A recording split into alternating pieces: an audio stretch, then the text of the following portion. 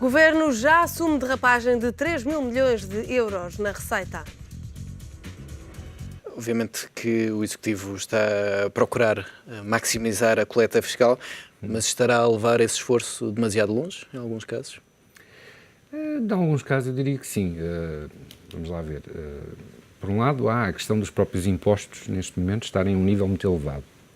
Por outro lado, há esta questão de um certo estardalhaço à volta do combate à fraude e à evasão fiscal, em que, a Direção-Geral dos Impostos tem, feito algum enfoque nesta matéria. Isto, uma nota de pé de página faz-me lembrar, o Saldanha Sanches dizia que, penso que era em Inglaterra, quando as receitas do IVA estavam a baixar, em vez de fazerem estardalhaço, o que faziam era saíam os inspectores para os bares e as inspetoras para os cabeleireiros, peço desculpa pelo preconceito de género, mas bastava haver, um boato de que iria haver mais inspeção por parte dos serviços tributários para que a receita tributária aumentasse quase imediato. E isso era um fenómeno interessante porque, mesmo num país cumpridor como é a Inglaterra, de facto, convém abanar de vez em quando as águas e mostrar que a administração tributária está viva e atuante. Agora, neste caso em concreto, eu diria que estamos a assistir a um bocadinho mais do mesmo, isto é, sempre que se fala em combater a fraude e a evasão fiscal, aquilo que a autoridade tributária, a antiga DGCI, faz é ir ter com aqueles que estão dentro do sistema e que já pagam os seus impostos e, no fundo, tentar ver se ainda consegue rapar mais qualquer coisa, e há sempre qualquer coisa para rapar, isso não há, errar é humano. E as contabilidades lançam mal, há qualquer coisa que não está bem e há sempre hipótese de levantar um auto, de cobrar mais uma contraordenação, encontrar um pouco mais de coleta para ir buscar. Acho, é um pouco estranho pensar que são os estabelecimentos de luxo que praticam a evasão fiscal, quer dizer, as grandes empresas fazem planeamento fiscal, não fazem evasão fiscal, é outra coisa. A evasão fiscal, aquilo que, do meu ponto de vista, bem entendido, que não tenho experiência governativa, graças a Deus, o que falta, de facto, é ir atrás de quem está fora do sistema e não continuar em cima de quem está dentro do sistema e que já tem enormes custos, não apenas com os impostos, mas com o que significa cumprir com as obrigações que levam à coleta do imposto. E aqui estamos a falar de um setor que também é visto como uma das possíveis saídas para esta crise e para o relançamento da economia portuguesa, o setor do turismo. Lá está, essa é a questão que, do meu ponto de vista, me parece paradoxal. Quer dizer, é necessário, do meu ponto de vista, olhar para o setor do turismo, quer se queira, quer não, como um setor exportador. Ou seja, quando se vendem dormidas, quando se vendem refeições turistas estrangeiros, estamos a vender serviços ao exterior. É dinheiro que vem lá de fora e que fica cá dentro. Curiosamente, o Governo aumentou o IVA de 13% para 23% na restauração e atira-se aos restaurantes e aos hotéis como sendo fautores de malfeitorias fiscais, em lugar de os tratar como devia tratar as empresas exportadoras, que neste momento são o que são. É difícil atrair neste momento gente a Portugal, quando em Espanha o IVA está bastante mais barato no que diz respeito à restauração. Podíamos aproveitar a turbulência que existe neste momento no Norte da África e tentar captar mais turismo para Portugal.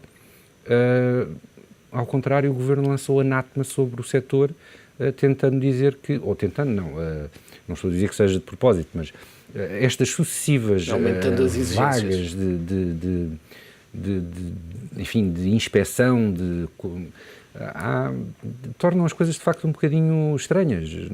É um setor que devia ser acarinhado, do meu ponto de vista, e que acaba por ser malquisto, de certa forma. Mas o Governo está a tentar passar, de facto, essa imagem de tolerância zero, até quando se fala nos funcionários do Fisco que serão premiados com mais dias de férias se apresentarem os melhores resultados, digamos.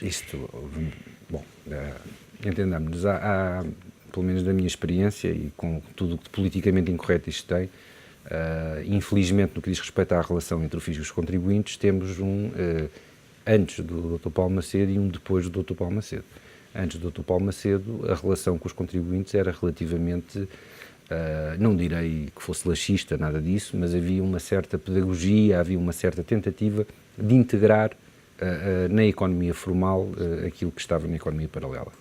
Com o Dr. Balmaceda assistimos a um forte incremento da pressão na cobrança e a gestão por objetivos no que diz respeito aos impostos dificilmente dará bons resultados, porque se eu sou premiado quando inspeciono e encontro matéria coletável adicional, ou imposto a pagar adicional, ou se recebo mais dias de férias, etc., é natural que seja tentado a não perdoar nem uma migalha, ou, inclusivamente, se for preciso ser um bocadinho inventivo ou criativo, e o que dá trabalho aos advogados, e essa parte não acho mal, mas acho mal na medida em que, vamos lá ver, uma inspeção numa empresa de alguma dimensão significa necessariamente presença dos inspectores durante um determinado período de tempo nas instalações da empresa.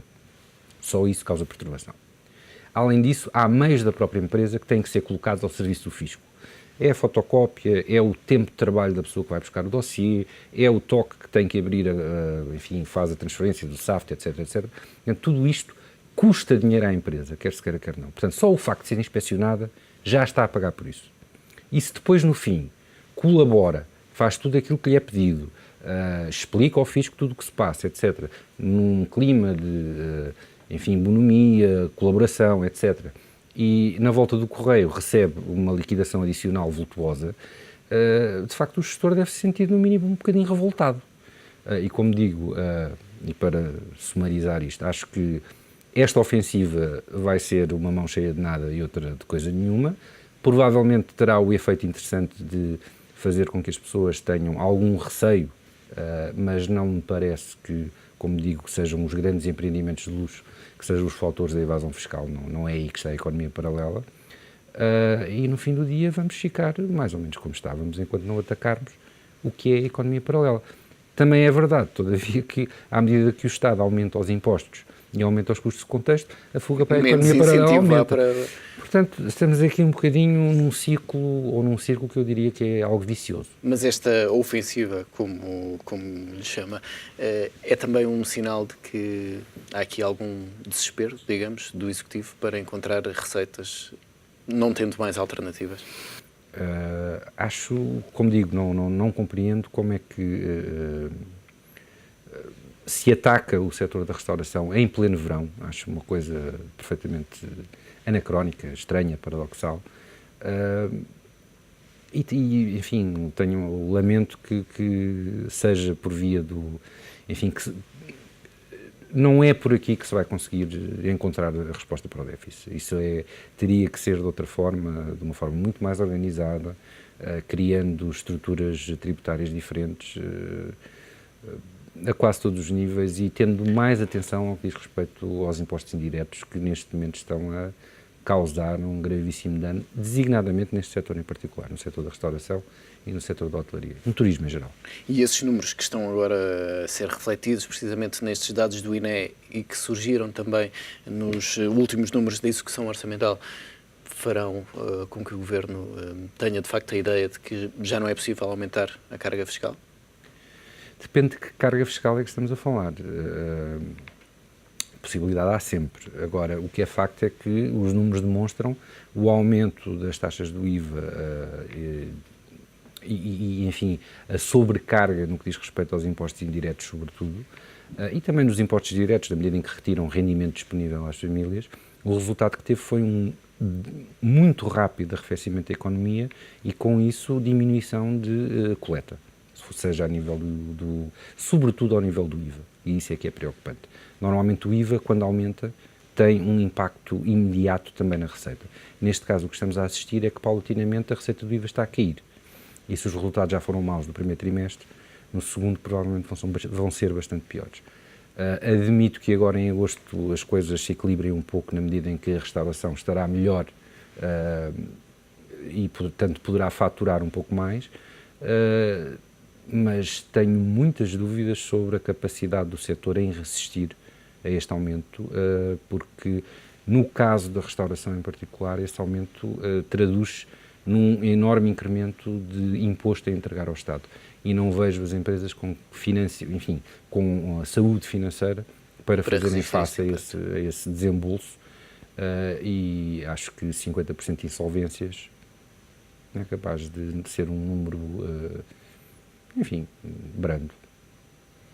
E terminamos com essa reflexão. João Espanha, obrigado pela presença neste Closing Bell.